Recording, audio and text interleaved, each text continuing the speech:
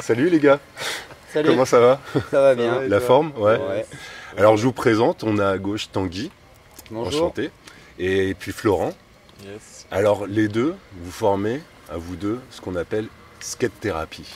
Et je devrais dire skate thérapie, parce qu'on a un 8 entre les deux. Donc il y a thérapie et le skate. Expliquez-moi un petit peu ce concept justement, d'allier la thérapie et le skate pour les gens. Bah, je pense que déjà le skate c'est une thérapie, hein. Mhm. Ça peut être une thérapie Mhm. préventive, ça peut être une thérapie de maintenant, dans le sens où on rencontre des gens différents, de différents milieux, avec la même passion. Mhm. Du coup c'est un très bon moyen d'intégration et de sociabilisation. Mhm. C'est pas mal physique quand même. Mhm. Donc en général, le soir quand on rentre, on est bien fatigué. Mhm. Et je pense que oui, pour pas mal, ça serait un bon moyen d'arrêter de faire des conneries ou des trucs comme ça, parce que Mhm. moi-même, ça m'a bien calmé en fait. Mhm. Et de rencontrer surtout plein de gens avec la même passion, mais de différents milieux. Et ça, c'est très important. Mhm. Ouais, parce que c'est quand même assez cadré, c'est un sport extrême, mais c'est un sport qui est assez protégé, c'est un sport dans lequel on prend des risques, mais il faut réussir à les jauger, on apprend à se connaître, à connaître ses limites en fait, donc c'est très bien quand on est ado et qu'on est un peu au bord. Ah, ça, c'est clair que Mhm. ça apprend à les limites, quoi. Là, Mhm. les limites, on paye direct. C'est une chute. Ou... Carrément, ouais. Bah, on peut mettre ça sur l'escalade, ça doit être, je pense, la même chose. Ouais. Ou certains autres sports un peu dangereux. Où, Mhm. voilà, la discipline, elle est. Ouais. Comme on dit souvent, le skateboard, il ne sait pas si on a 7 ans, Mhm. 97 ans, Mhm. Mhm. on fait une erreur. Ouais, On donc paye. tu l'as dit, il y a de la discipline derrière, quoi, c'est essentiel. Ouais. Et qu'est-ce qui a fait dans votre rencontre, et déjà comment vous vous êtes rencontrés, qu'est-ce qui a fait dans votre rencontre à tous les deux qui venaient d'univers différents, d'avoir envie de faire justement cette association qui est tamponnée par la mairie, en plus, là on peut le dire, celle de Montpellier, on est à Montpellier, et qui permet de faire ça de manière normée, quoi, en fait. Qu'est-ce qui est déjà dans votre Alors, rencontre, comment vous êtes rencontrés? moi, je suis venu à Montpellier en 2006. Ouais. Du coup, j'ai découvert le skatepark de Gramont. Et du coup, j'ai découvert Tanguy. J'ai Mhm. découvert les riders. Pour moi, je m'en souviendrai toujours parce que on rentrait tous dans le bowl. Enfin, on apprenait tous ensemble à skater. C'était vraiment Mhm. un truc où on partageait Convivial. ensemble. Ouais, c'était Mhm. convivial. Ouais. Et, ouais, j'ai jamais oublié Tanguy en fait. Après, moi, j'ai fait mes affaires et tout. Et quand je suis revenu ici à Montpellier, je suis pas venu à Montpellier. En fait, je suis parti de Paris Mhm. où je donnais des cours avant à la mairie de Paris. Et je suis parti de Paris parce que j'en avais marre de la pollution. Et je suis arrivé. J'ai fait un peu toutes les villes du sud, Toulouse, tout ça. Mhm. Et puis j'ai vu qu'ils cherchaient des profs de skate. Du coup, je suis rentré dans un truc. Du coup, j'ai découvert aussi que mes potes de Paname étaient venus ici à Montpellier. Qui est un spot assez connu en fait pour les skateurs, quoi, en fait. Il y a beaucoup de gens En qui Europe. viennent, déjà c'est par rapport au temps. Mhm. On doit avoir je sais C'est pas, vrai que ça aide. 340 jours de soleil Ouais. par Ouais. an. Du coup, il y a plein de skateurs qui viennent de toute la France Mhm. pour, Et alors, créer la comment scène. l'idée est née en fait entre vos deux cerveaux, entre vos deux esprits comment est-ce que ça a germé justement le fait de faire quelque chose qui sorte un petit peu, on va dire, de l'esprit du sport de rue qui est le skate à la base là, parce que c'est une association maintenant. Vous allez pouvoir nous en parler. Vous allez le faire cette année en 2018 là avec la mairie de Montpellier. Vous êtes en train de négocier ça. Donc qu'est-ce qui a fait que vous avez sorti un peu ce sport qui est un peu marginalisé, on va dire, ou en tout cas de rue. Fermé, Voilà. un peu trop fermé parfois. Et l'ouvrir aux enfants comme j'ai pu voir hier et comme on va pouvoir Aux voir. enfants, aux plus grands, Ouais, carrément. Ouais. à tout le monde. Mais les à partir filles. de 5 ans, alors que les parents, il y a un bon retour par rapport à ça, justement, de voir leurs gamins se dépenser dans le skate. Je pense que déjà le skateboard, c'est plus on va le faire tôt, Mhm. comme tout, et plus ça va être facile. Mhm. On peut aborder avec les plus petits avec des jeux. Et Mhm. à la base, le skateboard, c'est un jeu. Il y a des gens qui se prennent au sérieux avec ça, mais ça reste un jeu. Mhm. Donc avec les enfants, il y a moyen vraiment, à base de faire un truc super ludique. Mhm. Et c'est comme ça qu'ils vont avoir envie. Mhm. On a eu envie de faire ça. Moi, j'ai fait déjà presque 10 ans de cours de skate. Mhm. Et on voulait faire un truc loin de l'élitisme. Ouais.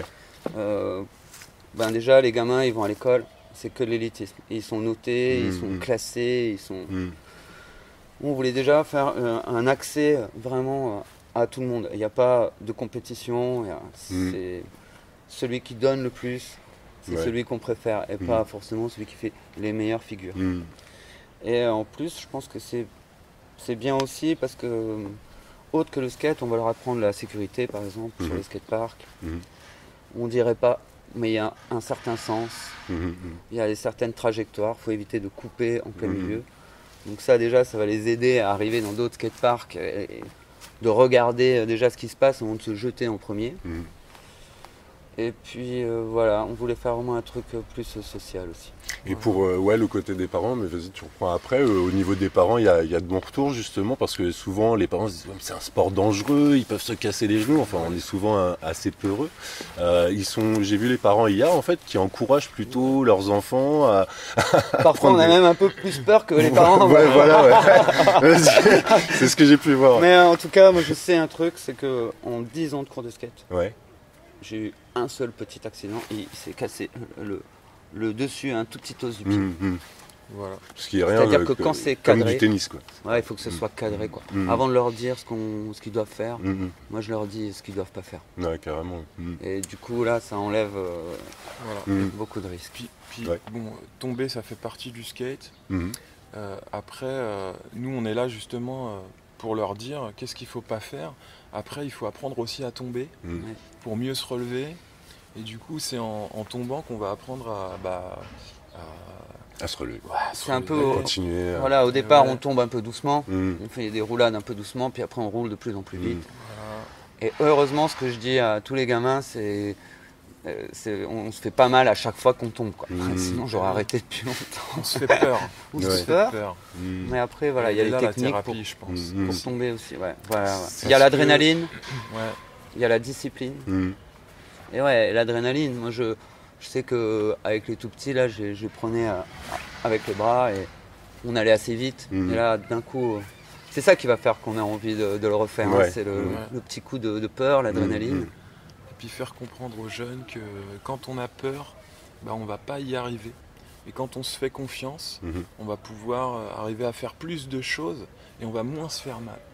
Quand la peur vient, et du coup, ça nous bloque, c'est dangereux. Donc c'est ça aussi la thérapie, c'est que... En fait, c'est des valeurs qu'on retrouve dans nos vies. Je dirais même, on a peur, moi j'ai peur tous les jours. Par contre, je me dis que je suis pleinement... c'est tout à fait dans les moyens de faire ça, quoi. Tu le maîtrises. Bien sûr qu'on a peur.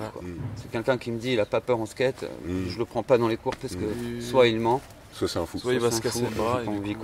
Carrément.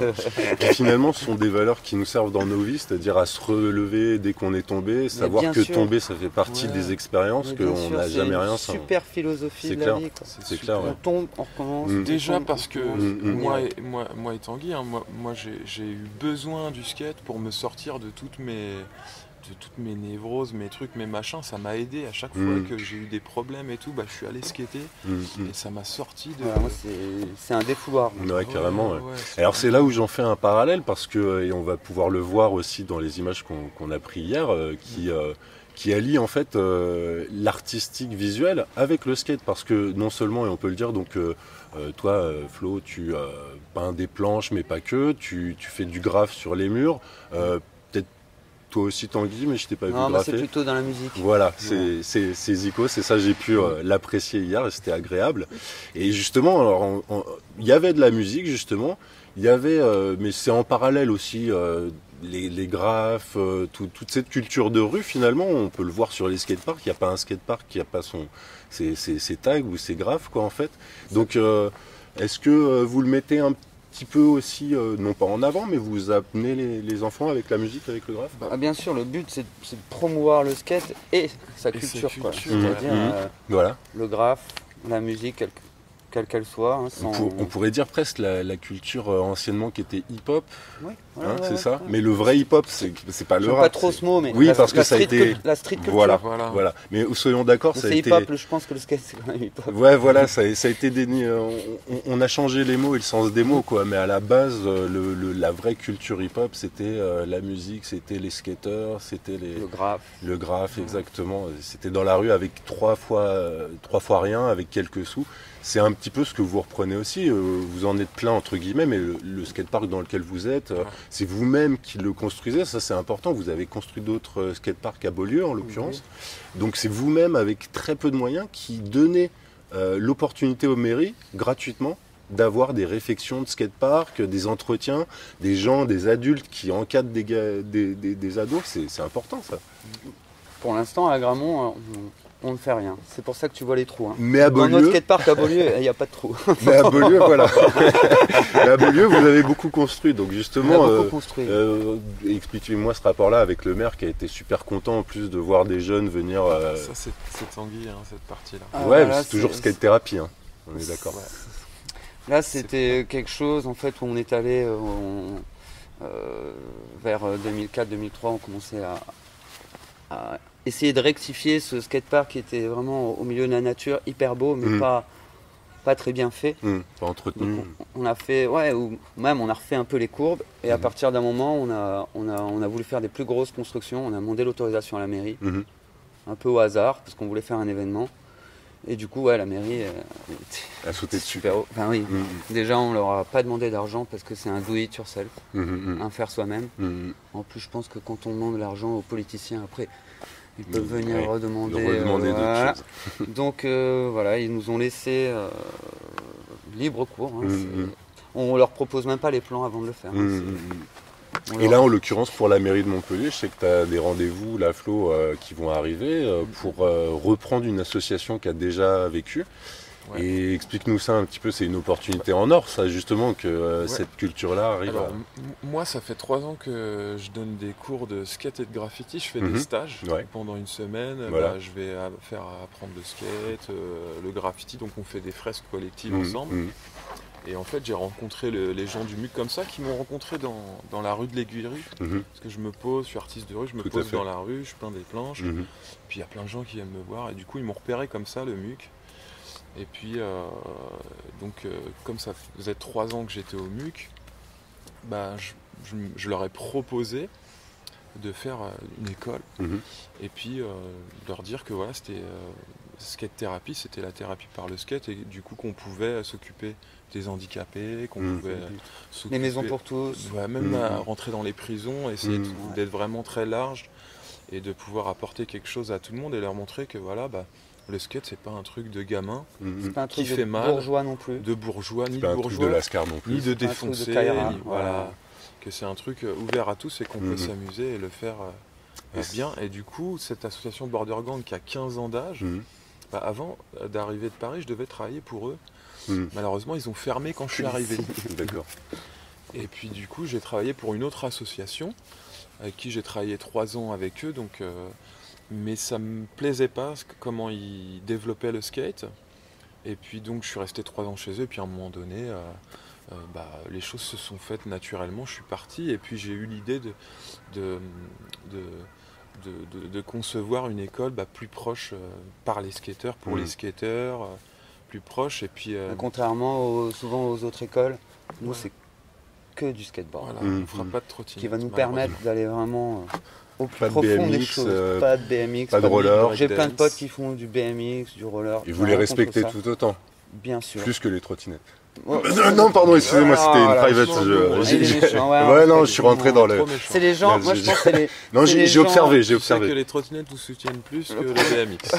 Oui, non, mais j'ai. Non, le BMX, moi j'ai plein de potes en BMX. Tu vois, j'ai quand même observé le petit fight entre les roues. En fait, si tu veux, je peux faire une petite parenthèse de 2 secondes. En fait, le problème dans les skateparks, c'est que donc la trottinette ou le roller, c'est bien plus accessible, on va dire, que le skate, ou même le vélo, et que les parents, ils lâchent leurs gamins au milieu du skatepark avec leur trottinette qui coupe toutes les lignes et c'est super dangereux quoi. Moi c'est ce que les j'ai fois pu où je voir me suis hier aussi. Vraiment fait mal, c'est j'ai pas voulu faire mal à un gamin en le rentrant dedans. Et là, je me fais une cheville. Ouais. Et là, pour moi, c'est très pesant parce que j'ai déjà moyen de me faire des chevilles et des genoux. Gratos, que ça. Voilà, je préfère le faire tout seul. Parce qu'il faut des skateparks adaptés. Et la seule fois où j'ai vu un skatepark adapté pour les petits, c'est à Bordeaux, où ils ont fait des toutes petites vagues, où les gamins, ils peuvent s'amuser dans un truc où on sait que c'est pas pour nous. De toute façon, moi, j'ai vu un super principe, c'est à Royan. Ouais. C'est-à-dire que les zones, elles sont peintes.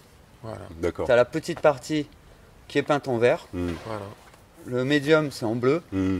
Et le profond, c'est en rouge. Comme sur les pistes de ski, quoi, en fait. Et les gamins, ils ont rien à foutre. Il y a une difficulté. Dans un truc de 3,50 m avec 50 cm de vertical. C'est ce que j'ai pu voir, hein, des gamins qui rentraient dans des fosses. Même moi, j'y serais pas allé, quoi, en fait. Et vous deviez un peu faire les gardiens en disant non, là, par exemple, n'y va pas. Parce que ce sont des gamins pros aussi. Ils ont 7 ans, mais ils enchaînent des figures. Donc ils se rendent pas compte qu'ils ont le même âge que les petits à côté. Et ça, c'est encadré à fond. Ça c'est l'autre qui voulait partir d'en haut du bol. J'ai dit non, là, c'est juste de la cohérence, quoi. Carrément. Pas, et quand il y a 5-6 gamins en bas, quoi. Alors justement, tu voulais peut-être rajouter quelque chose, non, Flo? Alors on est en 2018, là, il y a l'année qui court à une vitesse folle. Hein. Je ne sais pas si pour vous c'est pareil, le temps passe vite. Hein. De plus en plus vite, oui. La jeunesse est loin. Et je parle pour les chevilles. Alors justement, 2018 arrive bientôt à la fin, mais quels sont vos projets là pour l'année? Je suis sûr qu'il y en a beaucoup, mais comment ça va se construire, comment ça va s'organiser jusqu'à la fin de l'année, Inch'Allah, comme tu allais le dire? Moi, développer à fond et être super carré, pouvoir vraiment avoir nos cours de skate avec nos équipes de gamins, enfin voilà, avoir toutes nos autorisations et avant cette fin 2018, être vraiment carré sur tout ce qu'on a envie de faire. Ensuite, on prévoit des interventions dans la ville aussi. Ouais.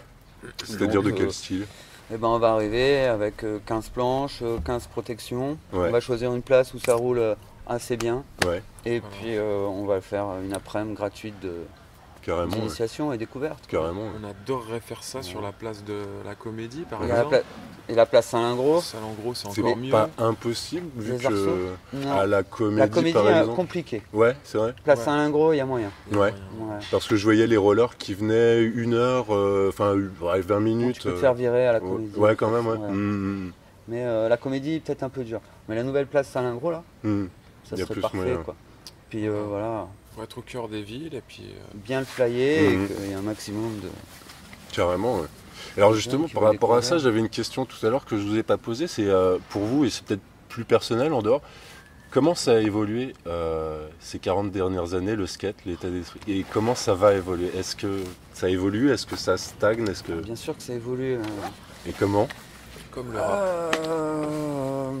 Il y a du bon et il y a du mauvais, quoi. Ouais. Je pense qu'avant, le skateboard, il y avait moins de gens. Ouais. Donc forcément, c'était plus convivial. Je baladais à Montpellier, j'entendais un bruit de skate, je me retournais, j'étais presque sûr que je connaissais la personne. Ou un roller. C'est vrai. Et donc maintenant, ça s'est vraiment démocratisé. Ce qui fait que c'est peut-être un peu moins convivial, mais tant mieux que ça se démocratise. C'est pareil, les Jeux Olympiques, on peut être partagé entre les deux. Personnellement, vraiment pour moi, je pense que le skateboard, c'est plus qu'un sport, c'est un art de vivre. En même temps, le surf, il y est. Le surf, c'est la même chose à peu près, c'est un art de vivre. C'est pas, c'est physique, c'est un sport, mais c'est plus qu'un sport. Par contre, ce qui est bien, c'est que ça va nous donner de la crédibilité, ce qu'on n'avait pas pendant longtemps, vu que c'est aux Jeux Olympiques. Ça, c'est... Il va y avoir des nouvelles infrastructures, parce qu'il va y avoir plus d'argent qui va être débloqué. Qui dit nouvelle infrastructure, dit nouveaux gamins qui skatent encore mieux. Donc c'est sûr que ça va faire, il y a une évolution. Les gens là, ils ont compris, la plupart, que c'était pas un furoncle, mais plutôt un art très beau à voir. Ouais, carrément. Donc là, voilà, les Jeux Olympiques, là, c'est l'évolution. Mais voilà, Puis on le voit, on est dans la ville du Fiz, sans te couper, mais on en avait un peu parlé hier, et par rapport à ça, justement, le fait que ce soit des sports qui soient mis beaucoup en avant, finalement, merci pour ça. Vas-y, regarde-le, fait comme si on n'était pas en interview. Je me mets en silencieux pour pas niquer la vidéo. Ça rendra. Et le fait donc que ça arrive au FIS et que là ça se démocratise, parce que ça rapporte quand même un minimum d'argent, hein. C'est des structures qui sont assez énormes en tout cas. C'est des trop grosses structures. Justement, est-ce que là on n'arrive pas d'un sport qui est parti de la rue il y a 40 ans, et c'est là où j'en arrive, et avec une certaine culture, et maintenant pareil, on le voit là, aux Jeux Olympiques, donc ça a ses avantages, ses Je suis assez inconvénients. partagé sur le FIS. Le point positif, c'est que ça fait découvrir tous ces sports à la masse de gens, quoi. Par contre, ville des sports, pour moi, quand on dit Montpellier, ville des sports extrêmes, avec un événement et un skatepark pendant 4 jours qu'on démonte après, ville des sports extrêmes, c'est un peu léger quand même. Ça manque de structure toute l'année, ça manque d'écoles comme vous déjà. À la limite, ça va le devenir quand on verra qu'il y a une école carrée qui est sur Montpellier. Peut-être qu'après, on aura un peu un droit de regard aussi, on va gagner une certaine crédibilité. Par exemple. Quand on va commencer à parler, on va peut-être un peu nous écouter, parce que là, jusqu'à présent, les réunions que j'ai fait à la mairie...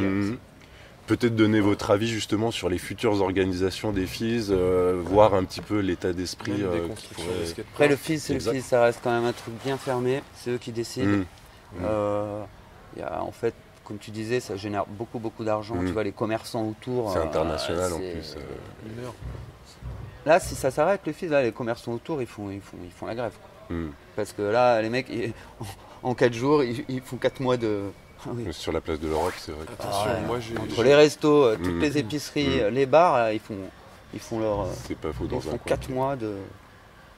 Ouais, moi j'en ai eu qui étaient bloqués et qui du coup vendaient rien du tout parce que les gens allaient consommer dedans. Aussi, et du coup ça tuait. Ouais, aussi, ouais. Bon, c'est vrai que ça fait un c'est gros énorme. boxon. En fait, pour moi, c'est une trop grosse machine, quoi. Ouais, c'est une trop grosse machine et moi Qui comme écrase je dis, tous les petits. quand t'es boulanger, tu vends du pain. Et moi je préfère voir une compétition de skateboard pour le skateboard plutôt que de tout mélanger, même si c'est sympa. C'est ça, c'est un peu le problème, c'est super dur déjà. Une compétition, j'ai organisé quelques-unes et juste un truc. C'est déjà très compliqué. Ouais. Alors là, si tu fais le skateboard, le BMX, le wakeboard, le roller, la trottinette, là c'est... La slackline, absolument tout quoi en fait. En même temps, c'est c'est bien des pour inscriptions exposer. hyper chères aussi.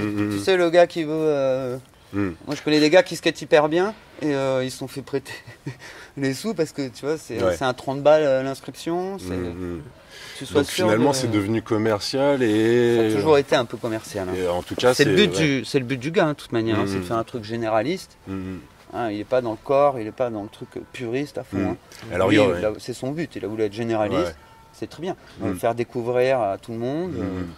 Mais c'est généraliste. Est-ce qu'il n'y a pas moyen de faire un FIS Underground sur 15 jours Non, ça ne serait pas le FIS.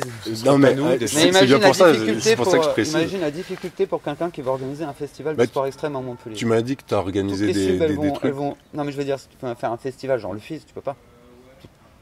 Toutes les subs, elles vont FIS. Parce que ça, c'est pas possible. Par contre, organiser un événement vraiment skate, vraiment pour les gens qui font du BMX ou vraiment BMX. L'underground, ça sous-entend ça, c'est d'avoir moins de moyens. C'est nous qui posons les pavés. C'est pas le mainstream. Et puis bon, on a bien vu, et puis c'est pareil pour tous ceux qui font ça avec le cœur. On prend sa voiture, on la charge, on fait 500 km, on décharge, on passe 24 heures sur le truc pour gagner 1,50 €, quoi. Donc le but... Le but, c'est assouvir sa passion et pas forcément l'argent. Après, il y a quand même beaucoup de skateurs maintenant qui vivent quelques-uns, un peu de ça. Donc c'est sûr, là, quand ils arrivent au contest, ils sont déterminés. Ils veulent gagner, quoi. Et alors, quel serait, et en conclusion, on arrive vers la fin de cet entretien, quels seraient déjà vos projets à plus long terme plutôt que plus jusqu'à la fin de l'année là, quand j'en parlais d'une manière insidieuse comme ça en disant un FIS Underground, c'était pas si idiot que ça non plus, dans le sens, est-ce que dans les 10 prochaines années, dans le futur, vous avez des projets qui on aimerait bien organiser des événements, mais plus vraiment dans la convivialité, quoi. Familial, si tu fais un trop gros événement, après, c'est trop dur d'avoir la convivialité. Il faut recréer du lien, je pense, avec les gens. Il faut faire avec les locaux. Ouais. Que vraiment il y ait une famille. Tu vois, cette famille de skateurs que Montpellier mérite. De graffeurs. Ouais, mais d'artistes. De toute façon, tout ce qui englobe nos amis, nos trucs, c'est un florilège de plein de gens différents. Et se réunir, sur à travers le skate, et puis ils mettent de la musique, de la nourriture. C'est ça qui est beau, et qui fait qu'il y a une cohésion. Carrément. Maintenant, il y en a d'autres qui font des événements qui sont vides de sens, quoi. Il y a rien derrière, il y a juste des gens qui viennent au travail, quoi. Donc nous, on veut pas de ça.